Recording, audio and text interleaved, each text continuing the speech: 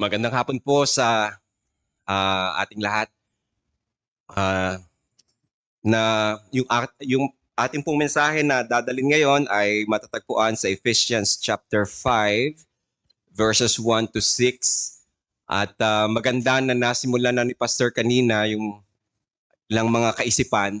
So kalahati na lang yung trabaho ko. Kaya uh, pagpalain nawa ang mensahe na dadalhin sa atin ng Panginoon. Tayo po muna yung manalangin. O Ama, kami po ay lumalapit sa inyo at humihingi ng inyo pong awat habag sa amin, Panginoon, na uh, meron pa rin kahinaan sa pakikinig, maaring may kahinaan pa rin sa pagsunod sa mga kalooban mo, kagustuhan mo. Salamat sa hamon kaninang umaga, Panginoon, that we are going to look upon ourselves and see ourselves not with high looks. Alam po namin, Panginoon, na lahat kami at any given time, kung hindi mag-iingat, di kami, Panginoon, sisilong sa inyo, kami mapapahamak. Kaya nagpapasalamat kami, O Panginoon, sa marami mong mga pagtulong, paggabay, pag-iingat sa bawat isa sa amin. At patuloy mo po kaming hugasan pa ng salita mo. Mapakinggan namin ito at maunawaan namin ng maliwanag, Panginoon, maging payak, Panginoon, ang mga salita. At sa aming pong pag-aaral, nawa Panginoon, mangusap ka at pumagitna ka sa amin, O Diyos. Madama namin, Panginoon, ang iyong pong pangungusap. Hindi ang tao na ito, Panginoon, kung hindi kayo ang maging tagapagturo. Salamat po, O Diyos. Ang lahat po ito aming dalangin sa pangalan ng Panginoong Jesus. Amen.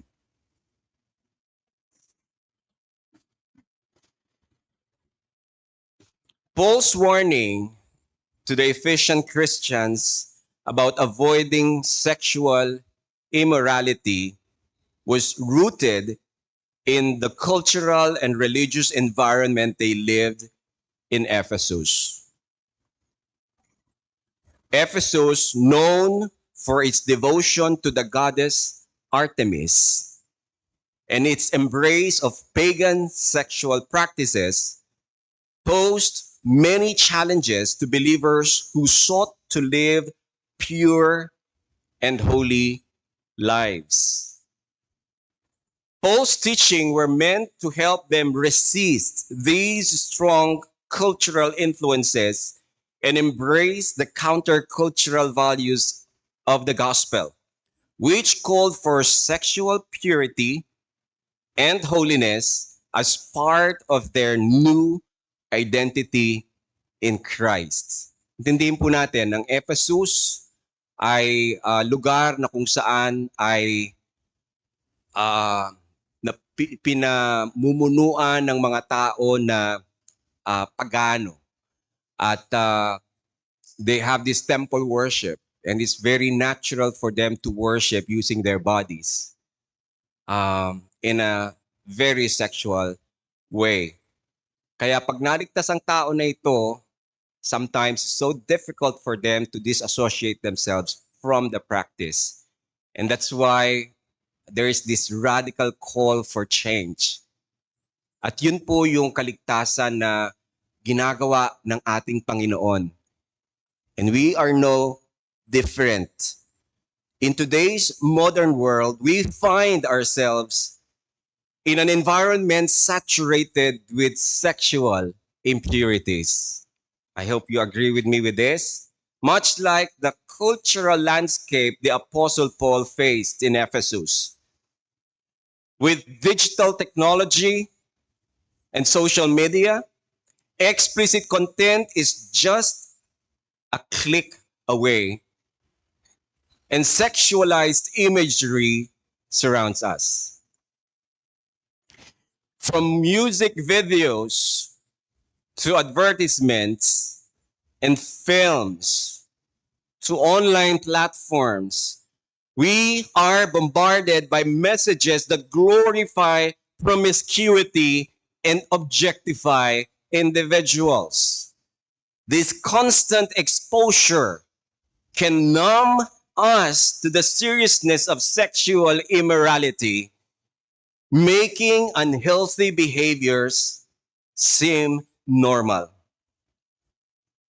The rise of hookup culture has shifted our understanding of relationships away from the sanctity of marriage toward fleeting connections devoid of emotional depth or spiritual significance. This shift not only distorts our perception of love and intimacy, but also contributes to increased anxiety, depression, and disillusionment among those yearning for genuine relationships. Pornography's prevalence has escalated, leading to unrealistic expectations and harmful comparisons that corrupt how we view ourselves and others. Many studies show that habitual consumption of such material distorts our understanding of sexuality, affecting personal relationships and society's norms. We can become desensitized to graphic content, reducing individuals to mere objects for gratification rather than recognizing their inherent value as being created in the image of God. That's why in our culture, autonomy and self-expression, exploration are often celebrated, while traditional views on purity and sexual ethics are dismissed as outdated or oppressive.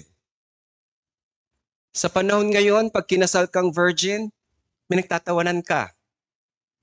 Gone were the days when we are preserving our purity, waiting for that special moment, facing the altar, vowing before God and the person we will be partnering forever. I mean, in the lifetime given, presenting ourselves to be pure. It seems like that's gone already, even among Christians. Sad to say. As believers, we are called to navigate this turbulent landscape with wisdom and discernment. That's why in Ephesians chapter 5, we'll be reading from verses 1 to 6, challenges us to recognize the implications of living in a society steeped in sexual impurity. We must not only renounce these behaviors, but also actively pursue a life that reflects our identity as children of God. We are bought by the blood of our Lord Jesus Christ. Hindi biro-biro yun. We are different people. And I hope by the time we end this service, we think carefully, closely, try to meditate upon what Christ has done upon us. So let's read Ephesians chapter 5, verses 1 to 6. Therefore, be imitators of God as beloved children, and walk in love as Christ loved us and gave himself for us, a fragrant offering and sacrifice for God. But sexual immorality and all impurity or covetousness must not even be named among you, as is proper among saints. Let there be no filthiness, nor foolish talk, nor crude joking, which are out of place, but instead let there be thanksgiving. For you may be sure of this, that everyone who is sexually immoral or impure, or who is covetous, that is, an idolater, has no inheritance in the kingdom of Christ and God. Let no one deceive you with empty words, for because of these things, the wrath of God comes upon the sons of disobedience. So as we unpack these verses, let me use the formula of Paul. Normally, pagka nagpapaliwanag si Paul, sinasabi niya kung ano yung mga hindi natin dapat gawin o dapat nating talikuran, ano yung mga dapat nating gawin. It's not enough that you put off something, but it's important also for you to put on something. Sa kalakaran ng mundo, that's basically it. You have to shun away with this, and you have to take this on. But whenever we study the epistles, Paul is quick also to introduce the reason why we have to do what we are doing. So we must not do what we must do and the reason why we do them. So I just follow the natural outline of the texts. In the first two verses, yun po yung idinala kong mensahe last time that I've spoke before you. And that is, there's a command there. The command is to imitate God. But I guess the next question is, why? Why do we have to imitate God? If we are to be moralists, you would say, well, kailangan para maging mabuti, maging katanggap-tanggap, maging mas maganda ang image, etc., etc. Goodness for goodness sake. In order for us not to fall into this trap of moralizing Paul's admonition, we need to understand the reason, and let's identify and unpack that first. Why we are to do what we will be doing later. Kasi ang danger po, pag nakakita tayo ng command, ay, kailangan gawin natin yan. And then we conform as if we are under the law. And then kapag hindi mo nasunod, katakot-takot na sakit sa kalooban, ano kaya? Diba? So we want to be sure that we understand the context. Remember, first 3 chapters of Ephesians talks about doctrine. The next 4, 5, and 6 talks about application. And we are at the application side. Lest we forget that there's the first 3 chapters. And considering this, the first 4 chapters, let's not forget and let's not separate that. In fact, Martin Lloyd-Jones once said, morality is becoming the greatest enemy of God. Think about that. Martin Lloyd-Jones, well-respected preacher of his time, said, morality is becoming the greatest enemy of God. Might wonder why. Anong masama sa magandang buhay? Moral na buhay. Diba? The problem there is some live quite morally but never submit to God because they are content in living their lives. Nakokontento na. Mabait naman ako. Wala naman akong nasasagasaang tao. Wala naman akong inaapakang iba. Maayos naman ang buhay ko. Pinalaki ako na maayos. Magandang edukasyon ko. Meron akong breeding, etc., etc. Name it. But you may have them all without the most important person being recognized in your life, without admitting that indeed those are but filthy rags before God, you will still go to hell.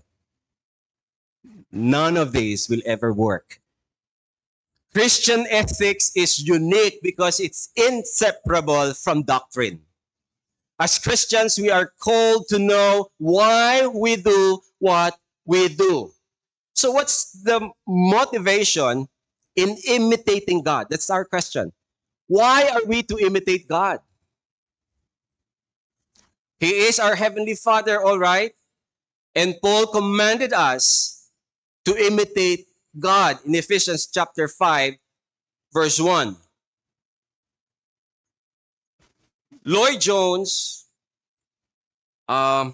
points this out. The grand motive behind Christian behavior is gratitude to God for what He has done for us through Jesus Christ. Let me repeat that. The grand motive behind Christian behavior, kung bakit tayo kumikilos ng nararapat, is because of gratitude to God for what He has done for us through Jesus Christ. We can read that in verse 4. Let there be no filthiness, nor foolish talk, nor crude joking, which are out of place, but instead let there be thanksgiving. Parang minsan mahirap na unawain kasi parang ano yun, opposite ba yung dalawa na yon? We'll understand that better as we continue the exposition. But the thing is, if we have this gratitude for what God has done for us, these filthy things will never be named among us. That's what the verse is saying. So what are we to be thankful for? So that's what we need to understand. I hope you'll not go back to the answer, o kasi hindi na ako nagmumura, kasi hindi na ako kung ano man yung all the moral things. Sana hindi tayo tumigil doon. It's good if you're able to do that, not by your own strength, but because of the new nature you have in Christ. That's wonderful. That's great. But that's not exactly the reason why we are thankful for the Lord. Well, we have to understand in the first 3 chapters, there's the mystery of the gospel that has been revealed to us Gentiles. It used to be with the Jews, but later on, there's no distinction anymore between Jews or Gentiles.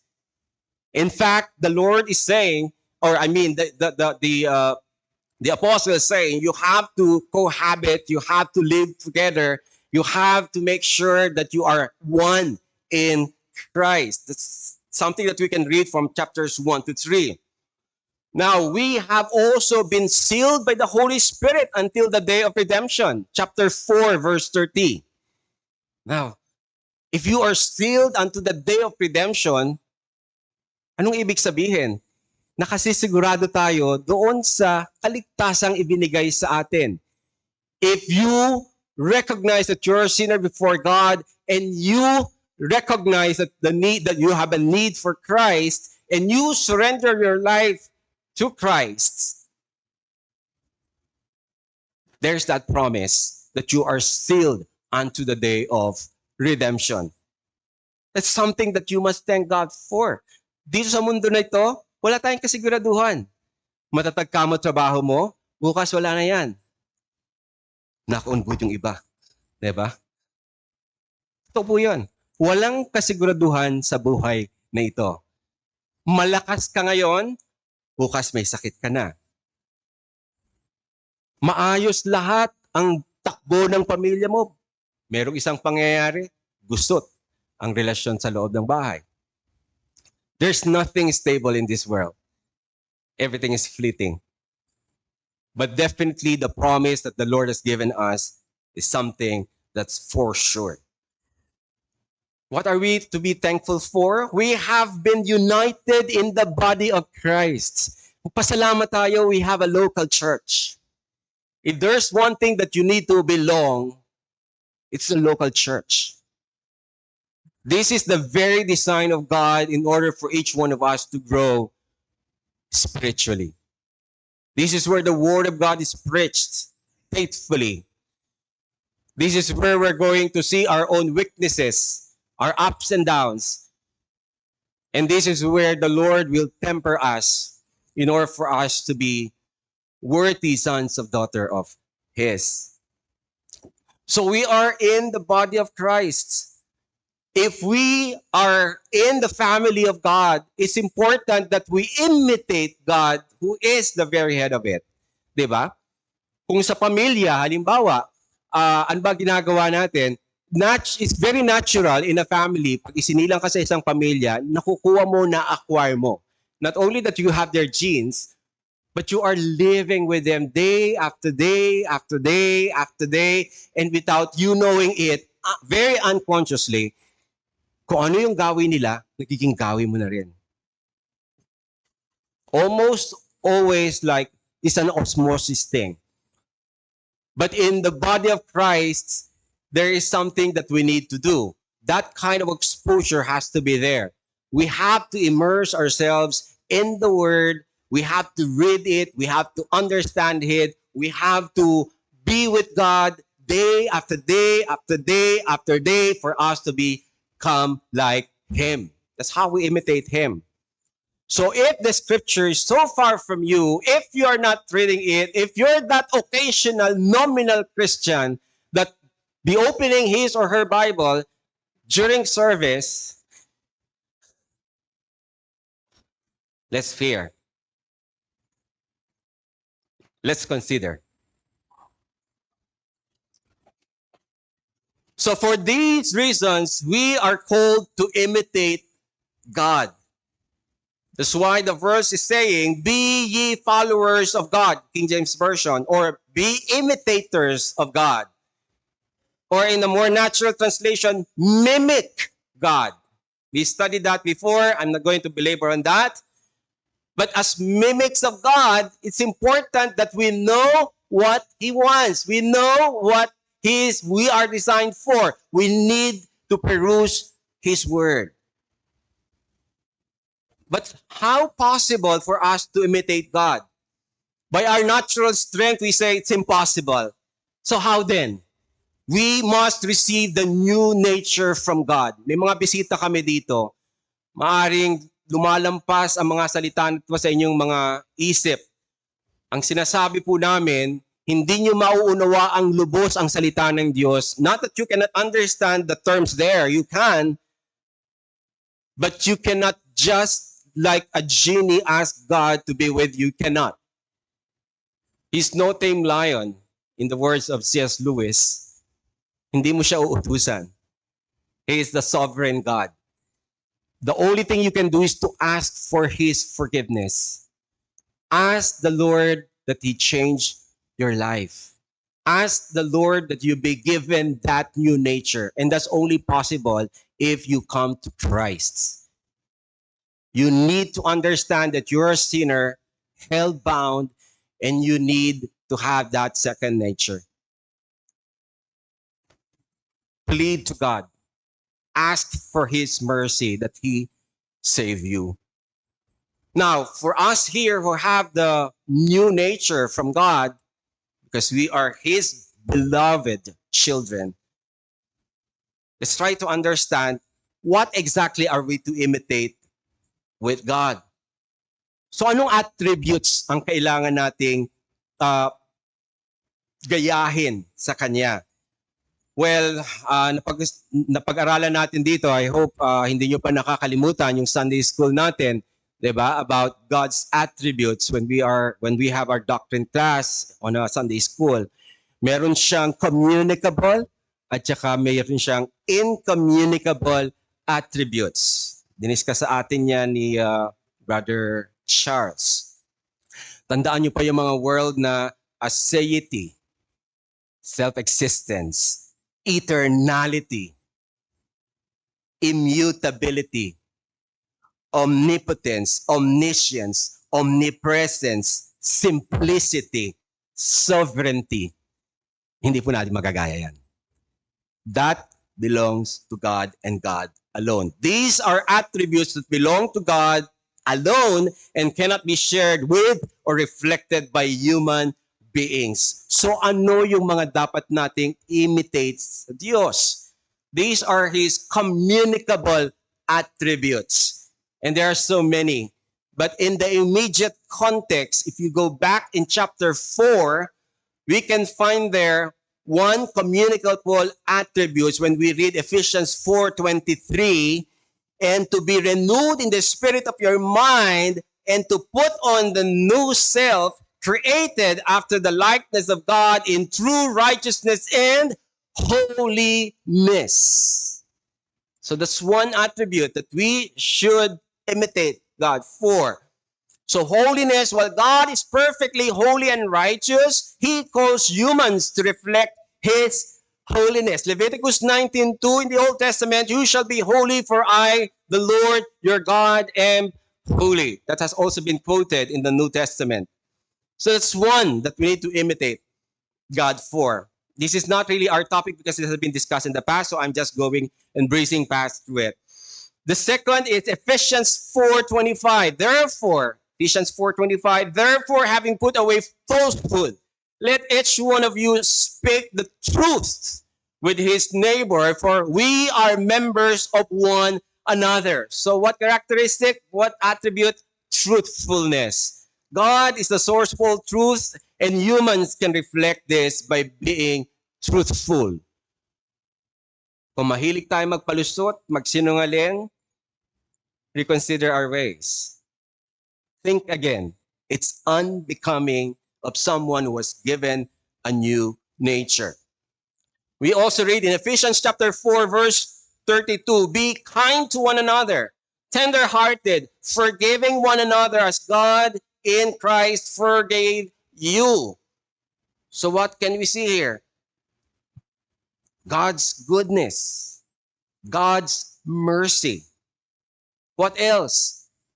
In Ephesians chapter 1 verse 7 says here, in him we have redemption through his blood, the forgiveness of our trespasses, according to the riches of his grace, which he lavished upon us in all wisdom and insight. What characteristic? His justice and his wisdom. So these are attributes that are communicable, something that we can also receive from God.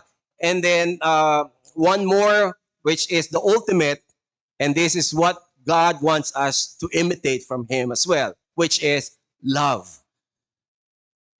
God is love, and humans can love others in reflection of God's love. 1 John 4:7-8, beloved, let us love one another, for love is from God. And in the immediate context, Ephesians chapter 5, verse 2, it says there, and walk in love, as Christ loved us and gave himself up for us, a fragrant offering and sacrifice to God. So these are the doctrines. These are the important things that we need to understand and we need to imitate God for. Again, the reason why we want to imitate God is because we are his beloved children. And out of that love, out of that gratitude that we got from God for saving our souls, then we should always have that desire to be like him. And those are the attributes. Now, let's move on. So when we start with the principle, let's not stop there. Let's ask ourselves the question, now that he wants us to be like that, there is an assumption that there is something in us that we have to remove. Diba? May mga bagay na nasa atin from our old sinful nature. We are given a new nature. Ano yung mga nasa atin na kailangan nating alisin? Sapagkat hindi na siya nababagay. Hindi na siya angkop. If you are going to do that and you have a certain profession, mismatch. So kailangang matanggal, maalis. That's why sinabi na natin kaya kanina yung gospel. Kasi baka merong iba sa atin dito, wala pa talagang maliwanag na pagkaunawa ng kaligtasan, and yet pipilitan niyang abutin yung mga bagay na masasabit madidinig natin dito. I hope you'll not read this wrongly. So let's move on to Ephesians chapter 5, verses 3-6. But sexual immorality, there are 6 things here that we're going to unpack.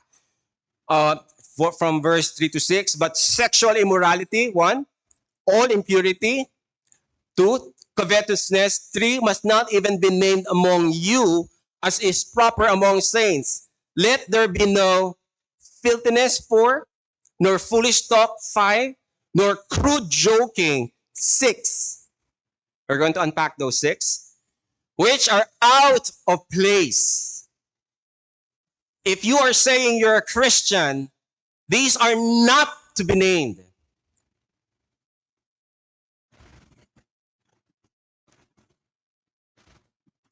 For you may be sure of this, that everyone who is sexually immoral or impure or who is covetous, that is an idolater, has no inheritance in the kingdom of Christ and God. Let no one deceive you of with empty words, for because of these things the wrath of God comes upon the sons of disobedience. So let's break this down so we understand the meaning. Kasi parang pare-parehas eh. 'Di ba? When we read it, but really they're different. Each one of them are different from one another. When we talk of sexual immorality, from the Greek we almost always hear the term porneia, where we got the word pornography. So sexual immorality refers to any sexual behavior outside the marriage covenant between one man and one woman. Sa ngayon, kailangan clarify mo pa rin to. So okay kami kasi man-man, woman-woman. There's another verse for that. Romans chapter 1, obviously, that is detestable, that's abominable before God. So it says here, including premarital sex, adultery, homosexuality, and pornography. So that's what is under sexual immorality. Paul teaches that sexual purity is central to reflecting God's holiness. We always talk about holiness in this church. From the time I stepped in this church to now, walang mintes yan. Let's live a life of holiness, godliness, holiness, godliness. Nagpapalit-palit lang yung mga terms na yan. Ano ibig sabihin nun? In the most normal way, let's not be sexually immoral. That's one. Number 2, impurity. Ano naman yung impurity? Impurity covers all forms of moral corruption, not just sexual sin. This includes immoral thoughts, words, and actions, anything that defiles a person's mind and heart. Sa Mark 7:21 to 23, mababasa natin, for from within, out of the heart of man comes evil thoughts, sexual immorality, theft, murder, adultery, coveting, wickedness, deceit, sensuality, envy, slander, pride, foolishness. All these evil things come from within and they defile a person. There you have it. Lahat ito impurity. Very broad. Wala tayong takas. 'Di ba? Sino hindi na envy? Sino hindi nag-slander? Sino walang pride? All these are debilitating. Lahat ito kailangang alisin sa atin. Kaya nga, it's so difficult a task if we're going to do it by ourselves because we are by nature like this. Kung ano yung nature mo, yun ang gagawin mo. Kung isda ka, lalangoy ka, di ba? Hindi ka lilipad. Very unnatural for you to do that. Kaya na-amaze tayo kapag may flying fish. Because there are like those. But that's unnatural. Di ba? If you're a bird, you're not supposed to be swimming because you're expected to fly. If you're a human being, it's but natural for you to speak.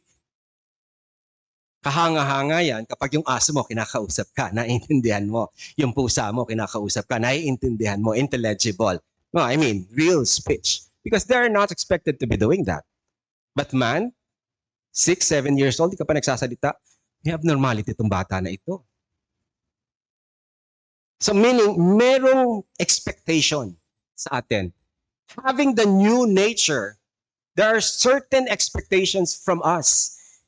We are being expected because we are given the new nature.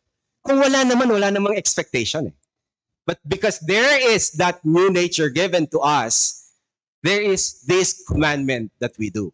We are not doing it on our own strength. We are going to do it in the power of the Spirit.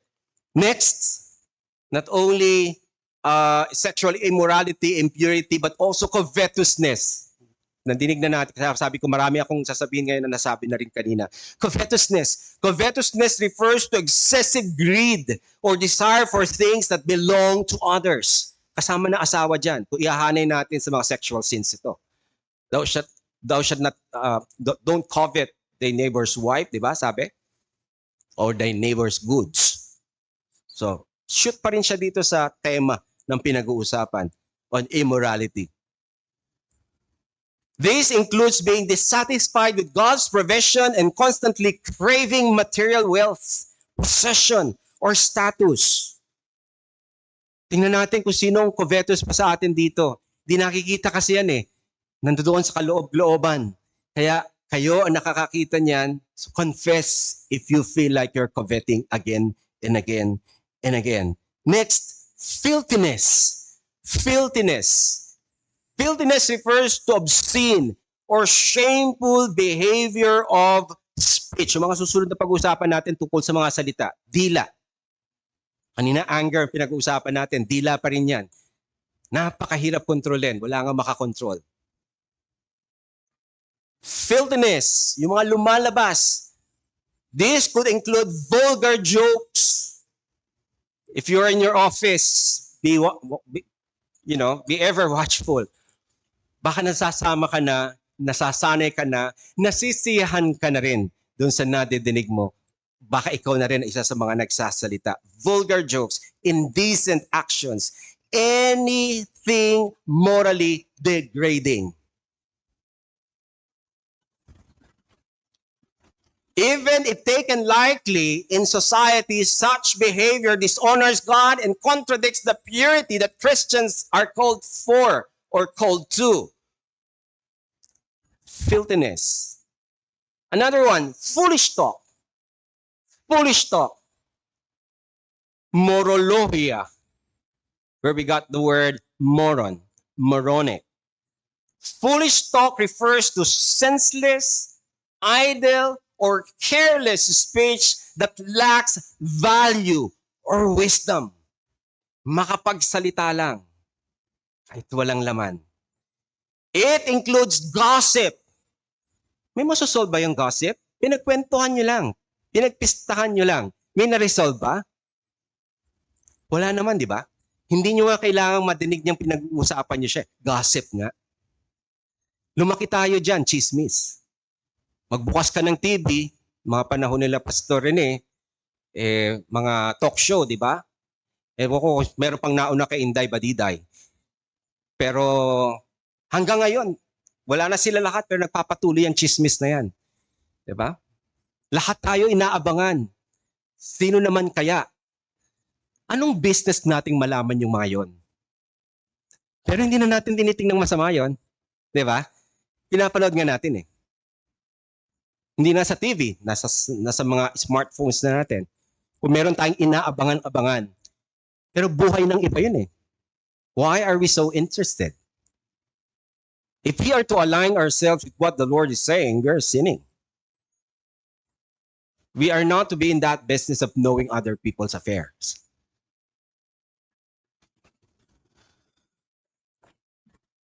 Foolish talk includes gossip, excessive chatter. Naubos na ang oras ninyo. Usap kayo ng usap, nang wala naman talagang objective.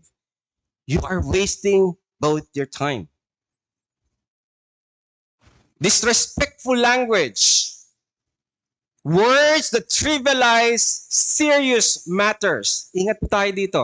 Lalo na tayo, mga Kristiyano, dapat mas sensitive tayo. You know, when we talk the name of the Lord in vain, be careful. God, my God, OMG.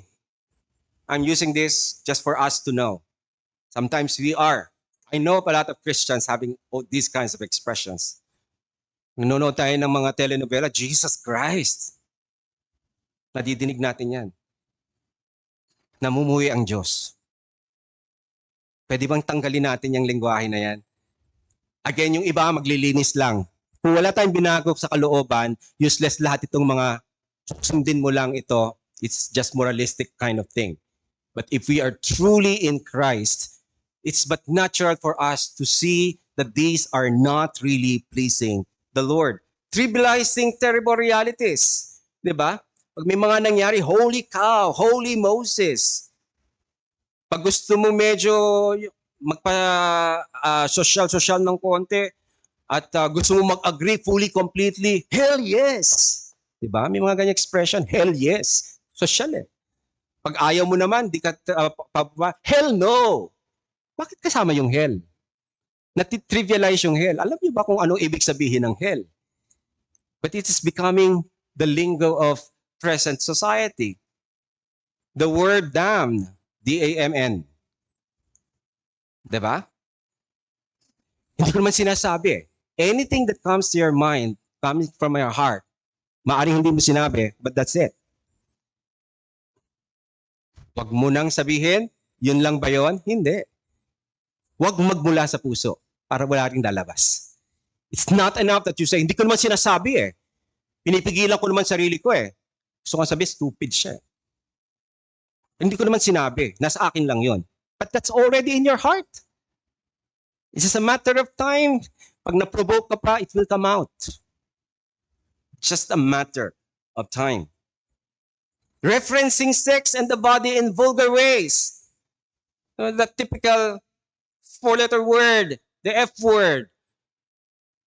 Sex is good. Pero pinasama ng tao. Di ba? Anything that is done within the bounds of marriage is great. Done outside, of which many, because of sexual immorality, sinira ang disenyo ng Diyos. Speaking in mean-spirited ways. Shut up. Pinagaganda pa yung ano, di ba? Pinagaganda pa. That's mean. Foolish talk. We can go on and on. Marami pa yan. At alam ko, marami sa ating guilty sa mga ganyan. Because we still have our flesh. We understand. We are not here to judge, hindi ligtas yan kasi nagagawa niya. We're not in that business. We're not saying that. We're saying, let's know what the Lord wants us to do. And let's do it. Because we have the nature. We are His beloved children. Crude joking. Yan, ang church na to, mahilig sa joke. Ingat din tayo sa mga jokes natin. Whether written jokes or spoken jokes, ingat. Crude joke eutrapelia. Crude joking involves humor that is indecent or disrespectful, especially jokes that have immoral or inappropriate double meaning. Ingat po tayo. Many of us probably are guilty of this. Let's confess to the Lord. And let's watch our mouths para hindi lumabas yung mga bagay na hindi makabubuti. So while humor is not condemned, huwag niyong isipin, ay, bawal pa lang maging masaya, ay, bawal pa lang mag-joke. Hindi po masama yung joke. It's the crude joke that we're talking about. Okay? Meron talagang natural sa kanya na ang tao tumatawa pero malinis. Okay? Walang nade-degrade na tao. Tayo para sumaya, ide-degrade mo, di ba? Oo, nung nagsabog ang Diyos ng kagandahan, nasaan ka? O nagtawa na sila lahat. Di ba? Yung nakadinig noon, ano kaya ang pakiramdam? Yes, it's a joke, but it's a crude joke. Buwasan natin yung mga ganyan. Marami nang na-offend, even in a context of a church because of crude joking. Maliwanag sa scripture, we are to avoid it. Christians are encouraged to speak in ways that reflect gratitude to God and uphold the dignity of others rather than engaging in irreverent or filthy humor. Ingat po tayo.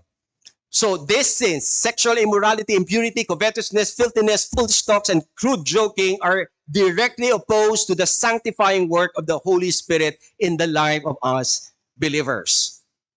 So as Christians, we are to reject all this in all forms, no whatsoever.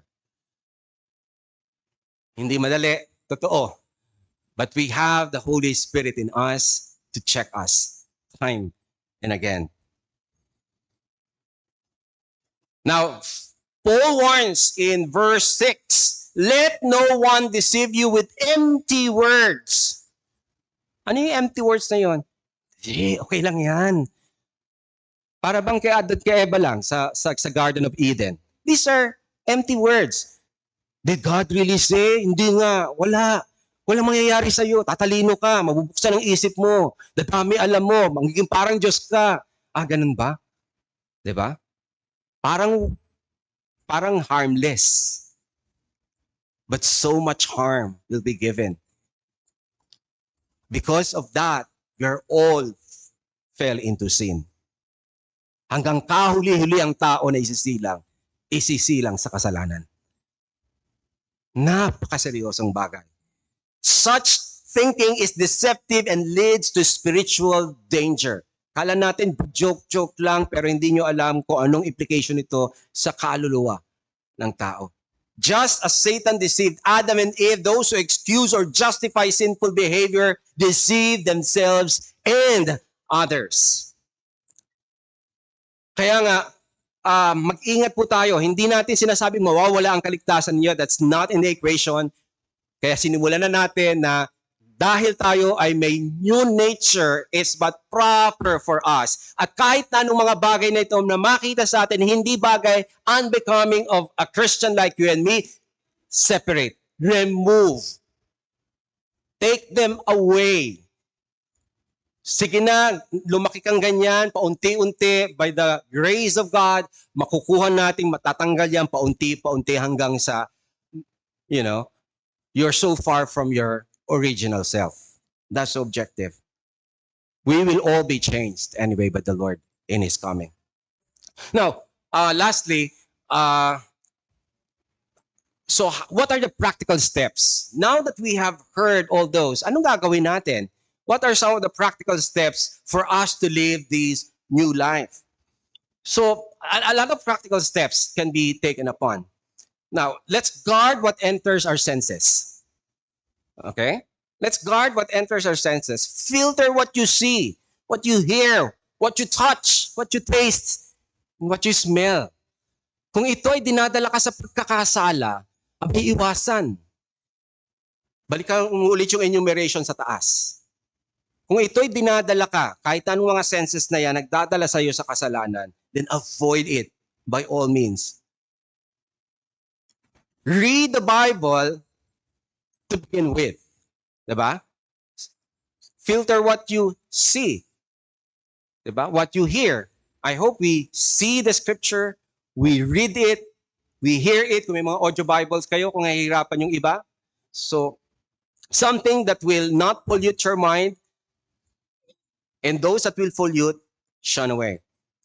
Avoid smutty books. Kahit mga bata po, ingatan natin. Yung mga nag-homeschool dyan, nakikita ninyo kung anong klaseng materialis minsan. So, screen nating maigi. Kung nasa school sila, tingnan nating maigi ano nga ba yung pinapakita sa kanila sa school. A lot of these are smuts. Smutty. Sensual. Devilish. Inappropriate movies. Unwholesome entertainment. Laging may nakasingit, may nakasingit. Better yet, huwag ka na lang manood. Diba? Yung mga series na sinusubaybaya natin, saan ka dinadala? Baka sa lasciviousness. Mag-ingat sa ating mga pinapanood because what you see is who you are. Eventually, hindi mo napapansin, nakukuha mo yung mga gusto nila. Double check the places you visit and the activities you engage in. Be like Joseph. Run away. Pag alam mong masisilo ka, mako-compromise ka, huwag kang pumasok. Iwasan mo. Diba? Nadinig natin yung isang celebrity pastor. Mahirap. Mahirap. Hindi natin pwede sabihin malakas tayo. Walang malakas sa kasalanan. So the best way is for you to run away.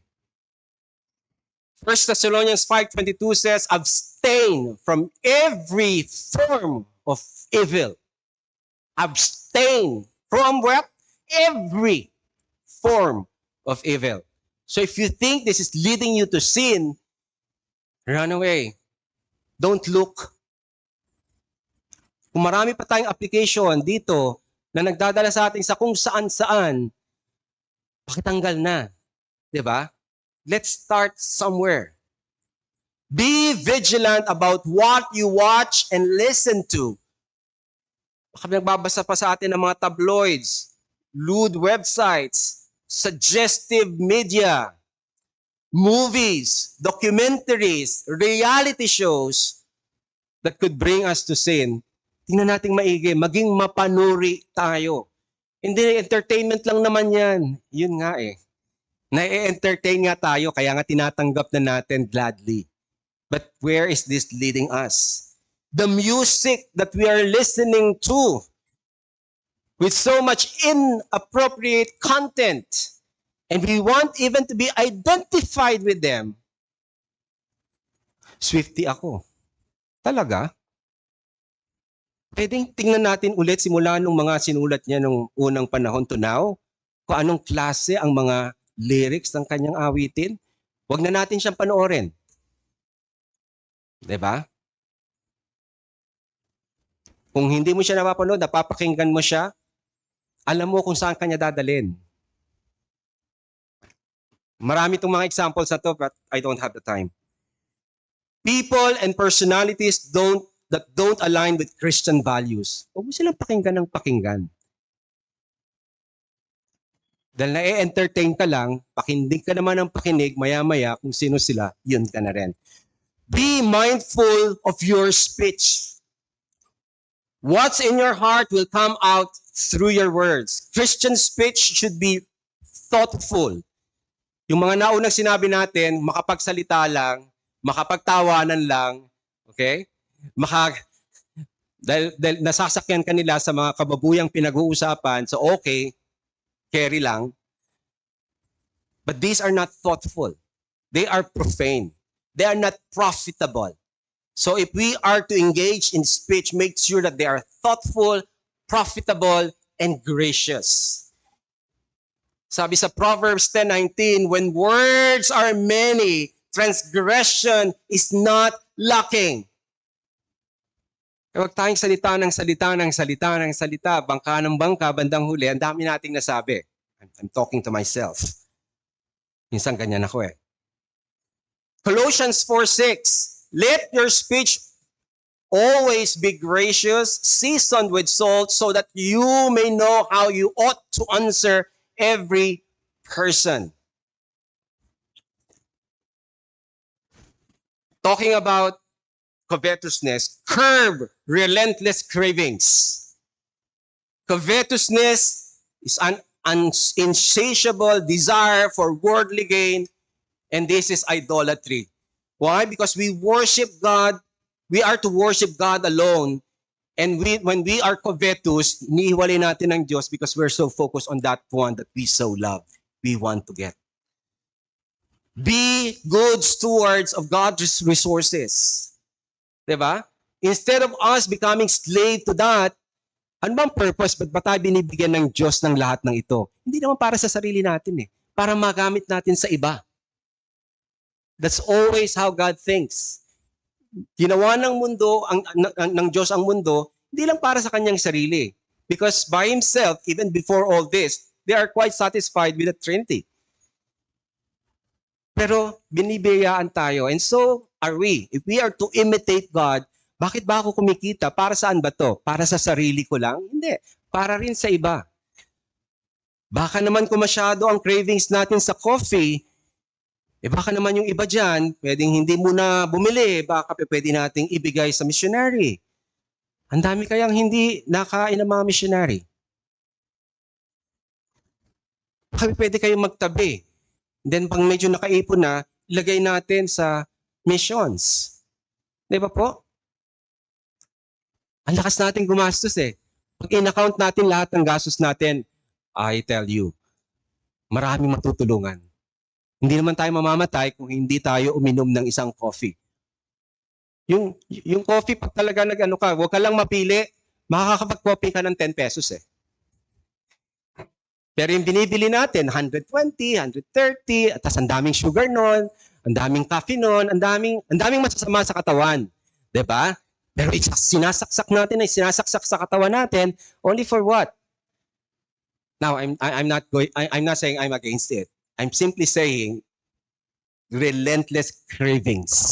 Alam niyo na ibig sabihin nun? I'm a coffee drinker, a coffee lover, pero wag sobra-sobra. Alright?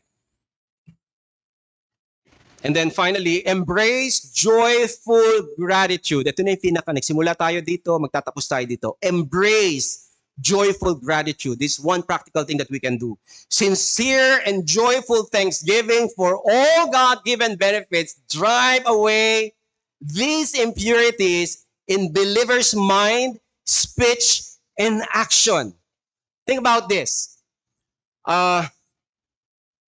You have been removed from a miry kung halimbawa nasa komunike ka and then halos ang naiiwan na lang ay itong katawan mo na ito and you're about to sink and sink and sink. And then someone would come by at nakita ka and by providence natanggal ka doon. I'm sure you are so happy. You're so delighted. And you'll forever be thankful for whoever that person that pulled you out because that's a sure death. Right? And then nung nailabas ka na, umalis lang yung tao, nagtampisaw ka ulit doon sa kung saan ka tinapon, ay inalis. That's crazy. Kumbaga, illogical, contradictory. And that's like many of us. Inalis tayo ng Diyos, binigyan tayo ng human nature, pero we keep on coming back. May ganung description sa scripture, sinuka, tapos kinain, sinuka, at binalikan niya yung suka para kainin ulit. And these are dogs. But these are not description of a true believer of Christ. So kung talagang nilinis na tayo, dapat umalis na tayo doon at magpatuloy tayo sa paglago, sa pagtatag, sa paglakad sa ating Panginoong Jesus. So to our visitors and friends who are hearing this message, the Apostle Paul's warning in Ephesians 5:1-6 is a powerful reminder of the consequences of disobedience. Our main disobedience is not to believe God. Ayaw nating maniwala, so tumatakbo tayo palayo. Kaya kung nadidinig mo mensahe na to at sinasabing lumapit ka kay Kristo, huwag mo ipagwalang bahala. We're talking about your soul. And we're talking about it being saved forever and forever with God. But the wrath of God is upon you if you keep on disobeying Him, not responding to that call. And for all of us here, for the beloved children of God, the saints, kaya nga saints tayo, we were set apart. For what? For His purpose. Paul calls us to live in a way that reflects our holy identity. Though we live in the world, we are not of it. Every thought, word, action must be consistent with our calling as saints. We are called to imitate God in all we do by turning away from sin and embracing a life marked by love, gratitude, and holiness. This way we bring glory to God and open ourselves to the fullness of His blessings. So let us live as true reflections of our Savior, set apart and dedicated for His glory. Tayo manalangin. Panginoon, alam po namin na kulang ang panahon para pag-usapan namin ang maraming mga praktikal na bagay na nais mo, Panginoong, gawin namin.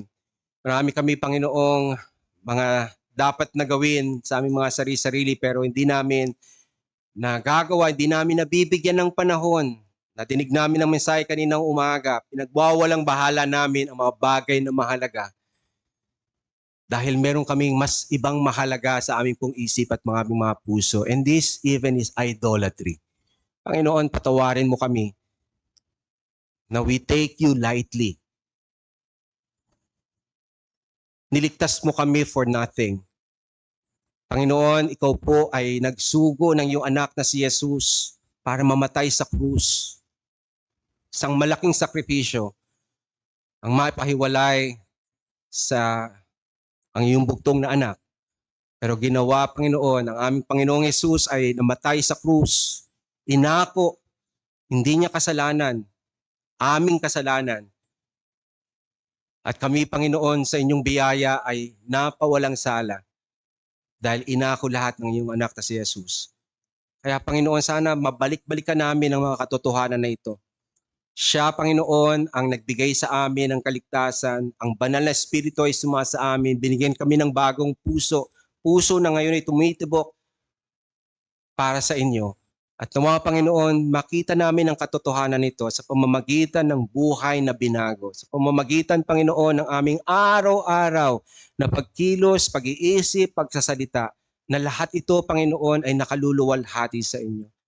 At kung sa panahong kami ay sumasalangsang at kami, Panginoon, ay sumusuway sa mga katotohanan ito, patawarin mo kami, Panginoon. Makita namin ang aming pumakahinaan. Lumapit lagi kami sa inyo. Mingi ng tulong, mingi ng awa. Sa biyaya niyo, Panginoon, i-deliver mo kami sa marami naming kahinaan. Salamat, Panginoon, sa patuloy mo ang pagtuturo sa amin at patuloy mo paghamon sa amin. Kaya ang lahat ng ito ay binabalik po namin ang kapurihan kay Kristo at kay Kristo lamang. Amen.